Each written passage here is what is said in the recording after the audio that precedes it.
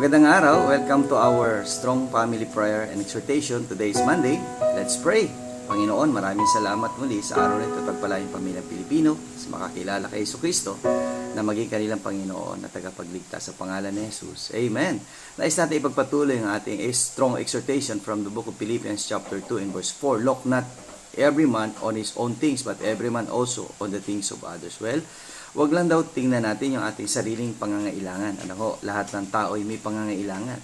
Kung meron ka nang natanggap sa taon na ito o sa December na ito, sa buwan na ito, ay pagpasalamat mo yan sa Panginoon Jesucristo. At kung meron ka nang ibahagi mo rin naman. Especially, tinanggap mong kaligtasan mula kay Jesucristo.